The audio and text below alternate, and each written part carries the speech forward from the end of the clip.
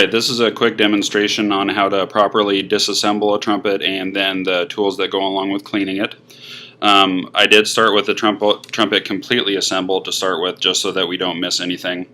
I'm going to start by removing the mouthpiece, and then I'm going to go ahead and start removing the slides. We want to save the valves for last because the valves are actually the most prone to damage. So we're going to start with the slides, and what we're going to do is, as we take the slides out, we're going to press down the corresponding valve that goes to that slide. So we're going to start with the first valve slide. I push down the first valve, slide comes out. Second valve.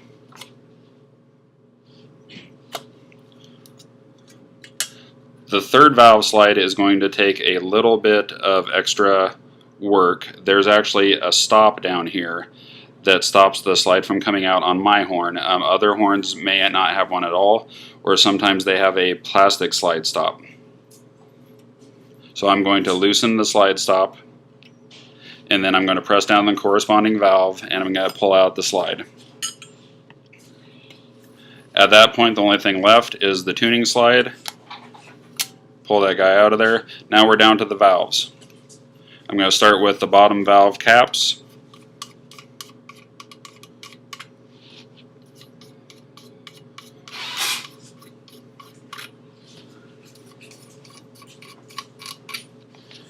And then we just set all these aside.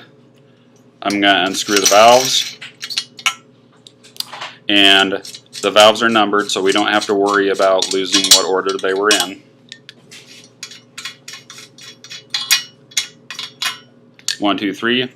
Now we have a hollow trumpet.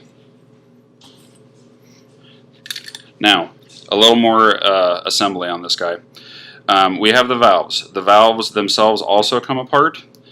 For the sake of this video, I'm going to try to be complete, so I'm going to take it apart. There's a top valve button, the top valve cap, a felt, the valve stem, and the spring. You're going to notice that my valve spring has, it's a lot longer than valve springs normally look, because I tend to stretch mine out because they tend to get stuck a lot less. The trade-off is that they are a lot harder to press down. Now, this is the tricky part. We have the valve guide. The valve guide is just this little plastic white part here. Sometimes they're plastic, sometimes they're metal. The only tricky part is that on the valve guide there is a part that looks like a little T, and there is a part that is a square. We need that to be those. We need those to be on the correct sides. So I'm going to look at my valve, looking at the number. If you can see that, that's the number 3 valve. And with the valve facing me, with the number facing me, the T is on the left. So I can take that all the way out if I wanted to. In this case, that is not necessary for this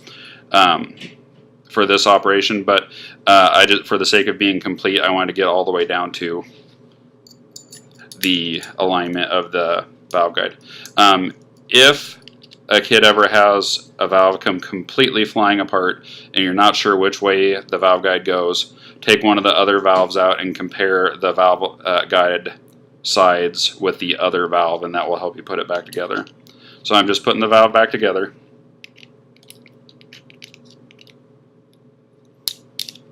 And so at this point the valve is back together.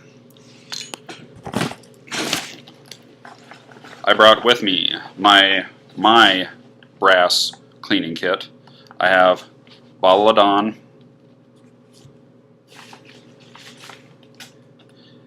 a valve casing brush,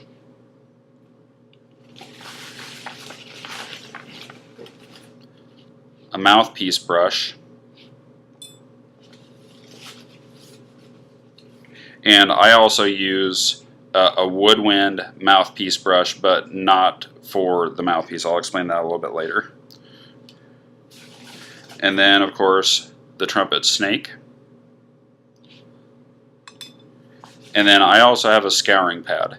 I'm going to urge caution with the scouring pad. I use it to clean up the slides when they get really corroded looking. But you want to be cautious because it takes off material from the slide. So over enthusiasm with this will start to make the slides fall out, if not wear a hole through entirely. So use at your own risk. Okay, from this point, I usually start with the body of the horn, and you're going to snake through.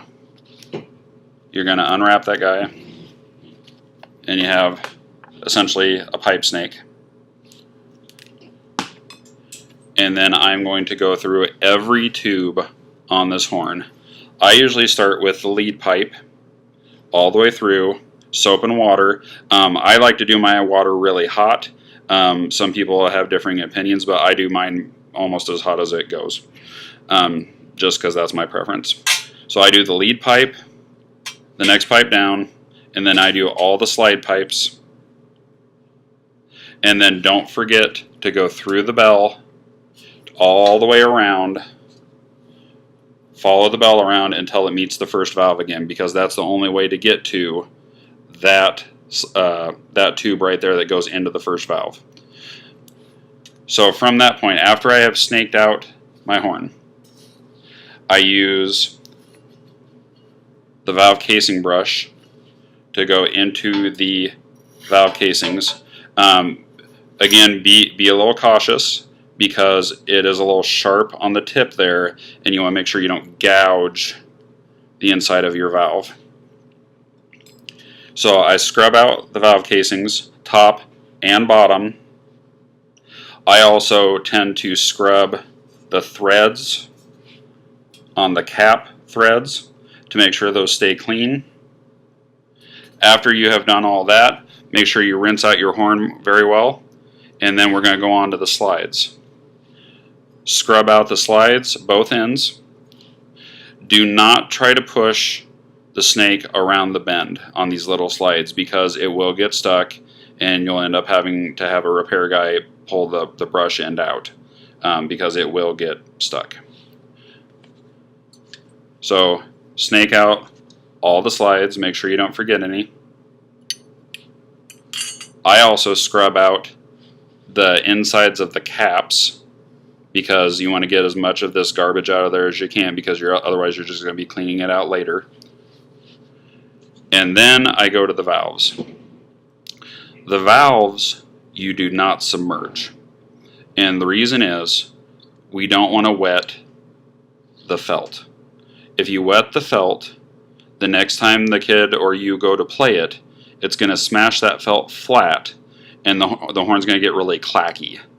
It's not that it's not going to work anymore, but it's just going to get really clacky and it's going to be annoying. If you wet that, you're going to end up having to replace the felts.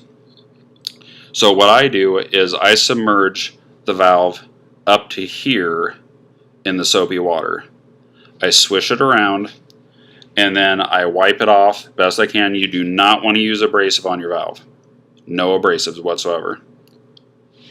Then I take the woodwind mouthpiece brush and I go through all the holes in the valve to clean those out, because again, those are just collecting junk and you want to get all that out of there, because otherwise you're just going to be cleaning it up again later. And then the last thing that I do is I clean the mouthpiece. And when you clean the mouthpiece, first, when you want to see, is the mouthpiece clean? Don't look through the small end. You're not going to see anything. Look through the shank, and even right there through the video, you can see that I can see all the way through the mouthpiece at that point. Okay, so look through the shank, see if the mouthpiece is dirty, and then you're going to take your mouthpiece brush and you're going to clean it from the shank end first and scrub that all out of there. And then when you're all done, make sure you rinse it out and look through the shank, and you'll see that it is now clean. That is how you disassemble a trumpet and clean it. The only other piece of advice I would say is that make sure that before you reassemble the trumpet, make sure you do oil and grease everything. Otherwise, everything's just going to freeze up and you're going to have to take it to the repairman. So I hope that helps, and have a good day.